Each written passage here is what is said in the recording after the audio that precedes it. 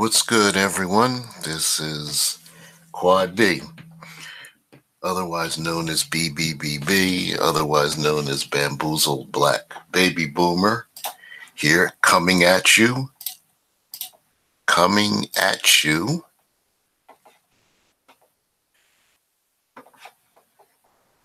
and bidding you all, bidding bidding you all a happy new year. You'll have to you'll have to you'll have to bear with me here. It's been a while since I've done this. And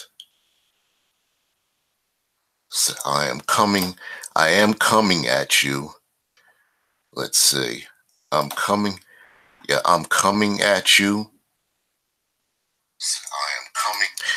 Okay, there we go.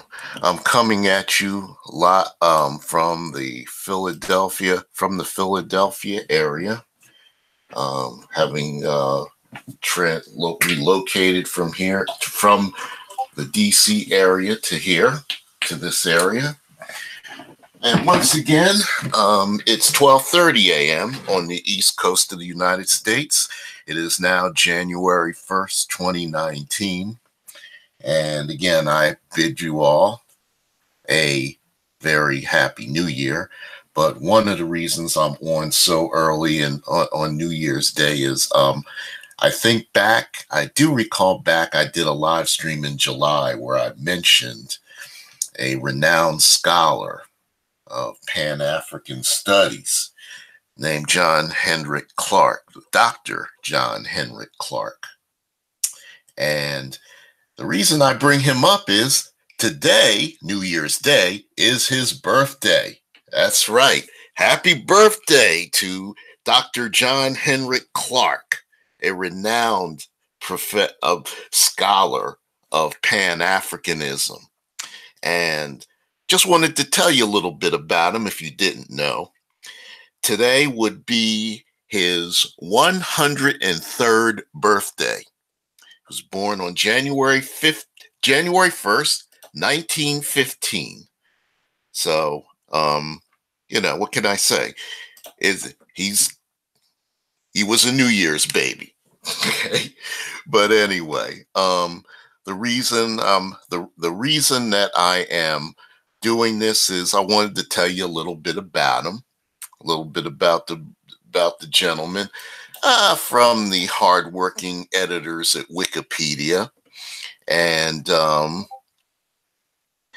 it says here, John Henrik Clarke, born John Henry Clarke, January 1st of 1915 to July 16th of 1998, was an American historian, professor, and a pioneer in the creation of Pan-African and Africana studies and professional institutions and academia starting in the 1960s.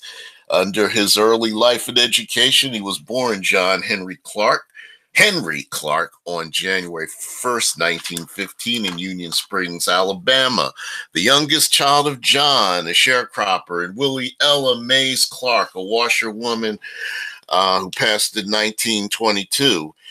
With the hopes of earning enough money to buy land rather than sharecrop, which a lot of black folks did at that time, his family moved to the closest mill town, which is Columbus, Georgia.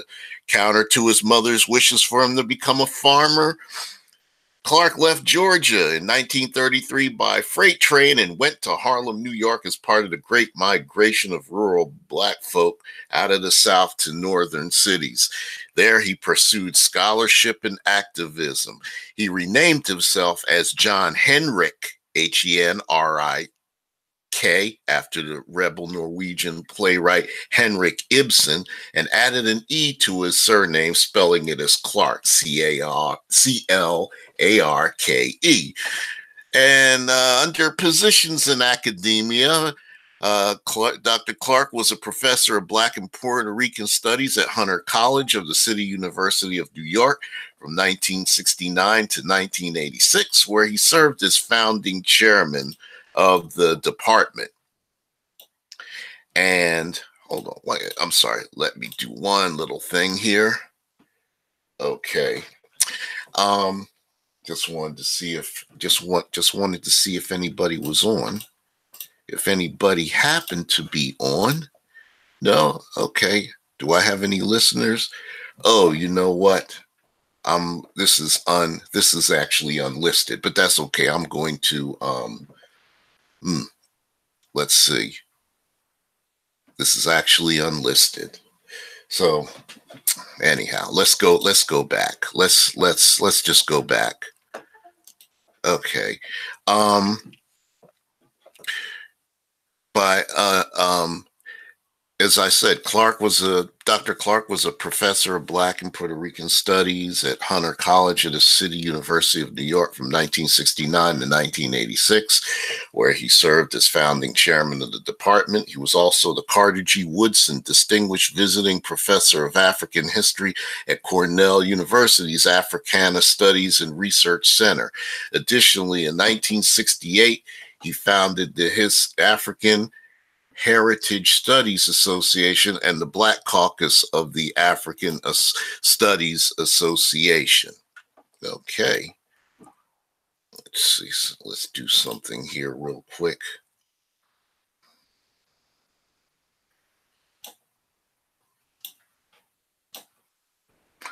I'm going to sort of make this thing public. I'm going to make this thing public. Okay. Wait a minute. Okay. This thing public. Okay. All right. Okay.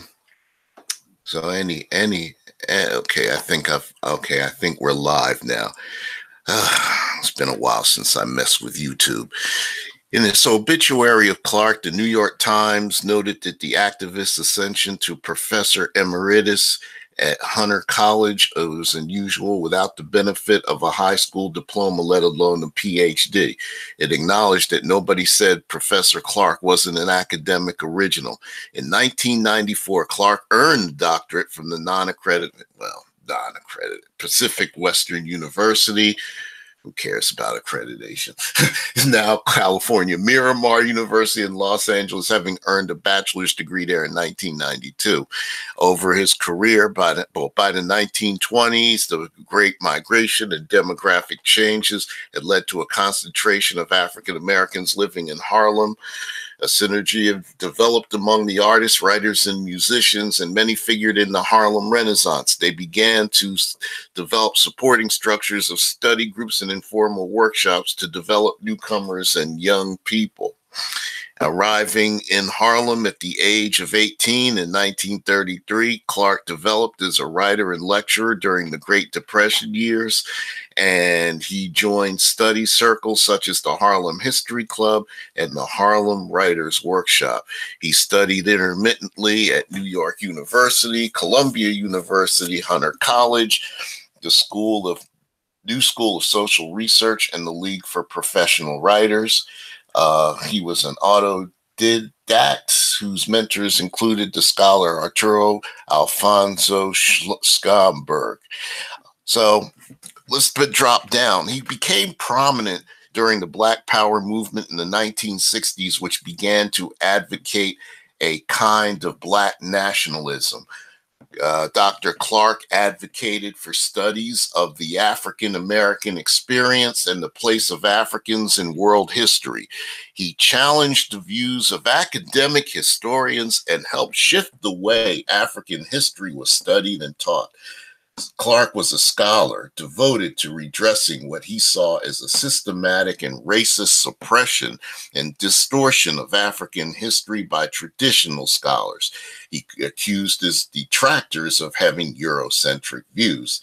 His writing included 6 scholarly books and many scholarly articles. He also edited anthologies of writing by African Americans, as well as collections of his own short stories. In addition Dr. Clarke published general interest articles. In one especially heated controversy, he edited and contributed to an anthology of essays by Black Americans attacking the white writer William Styron and his novel, The Confessions of Nat Turner, for his fictional portrayal of the slave known for leading a rebellion in Virginia. Besides teaching at Hunter College and at Cornell University, Dr. Clarke founded professional associations to support the study of Black culture, and he was a founder with Leonard Jeffries and the first president of the African Heritage Studies Association, which supported scholars in the areas of history, culture, literature, and the arts. He was a founding member of other organizations to support work in Black culture, the Black Academy of Arts and Letters, and the African American Scholars Council. Okay. Now his personal life, it says here, he was his first marriage was to the mother of his daughter, they divorced, and then he married in 1961. He married a Eugenia Evans. That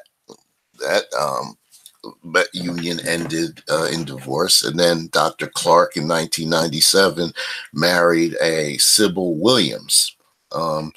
And he died of an apparent heart attack on July 12, 1998, and was buried in Green Acres Cemetery in Columbus, Georgia. So that's just a little bit about this gentleman, Dr. John Henrik Clarke. Hope you got a little something out of it. Let me see if I can share a screen with you guys. Let's see here. Okay, let's go to this screen. And there we go. This is at Northern Illinois University, there's the John Henrik Clarke Honor Society, which was established in 2002. At NIU by a group of Black students in an effort to recognize those with high academic standards and an ongoing commitment to service in the community. Students with a cumulative grade point average of 3.0 out of 4.0 were invited to apply, and with the principal motto of always do your best. What you plant now will harvest later. So there you go. This is the John Henrik Clarke Honor Society at Northern Illinois University. I'll have a link to that in the comment in the description box below. And also there is a documentary that was done in the 90s shortly before Dr. Clarke died. And let me see. The name of it was called A Great and Mighty Walk. It's called John Henrik Clarke, A Great and Mighty Walk. And it was, let's see here. Yeah, let's see. It was narrated by Wesley Snipes. I think it was also executive produced by him. I have a link to that as well. To that documentary as well. And let me step away from my desk here real quick. I have a copy of one of his books, Christopher Columbus and the African Holocaust, Slavery and the Rise of European Capitalism, written by Dr. Clarke with a foreword by Leonard Jeffries and a preface by Edward Scobie. And says this is a book that provides us with a perspective that lets us understand that slavery and genocide were institutionalized and systematized into a global system of domination, destruction, and death, which not only control land, labor, and resources, but colonialized information. Yeah. But and it's yeah, if you want to get an idea of what Dr. Clarke has done, you would do well to get this book, Christopher Columbus and the African Holocaust. I guess I will link to that as well. So so anyway, I figured, I know there's a lot of people out there, doing the revelry and all that good stuff, or that you might be in your house of worship or during this time. So I'm not expecting to see a whole bunch of people, viewing this thing, because there's nobody viewing it at this moment. But hopefully, some folks will see it on the upload later on this New Year's Day. Again, this is Quad B, Bamboozle Black Baby Boomer, short for quadruple B, 4 B's. I like alliteration. What can I say? Anyway, just wanted to tell you a little bit about John Henrik Clarke. January 1st, 2019 is his 103rd birthday. Happy birthday. Yeah, happy birthday to you, Dr. Clarke. And you will have many more, even though you're not living with us to see them, but you did leave a legacy. And for that, we appreciate it. And I'm sure there are many, many more Black Americans who appreciate your work and who may not know who you are. That's why I'm putting this video out here. Well, this live stream that will hopefully be watched later on. So that's about it. It's 12:45 a.m. here. It's 12:45 a.m. on the East Coast and of the United States. And it'll be turning 2019 out there in about 15 minutes, 14 minutes in the Central Time Zone.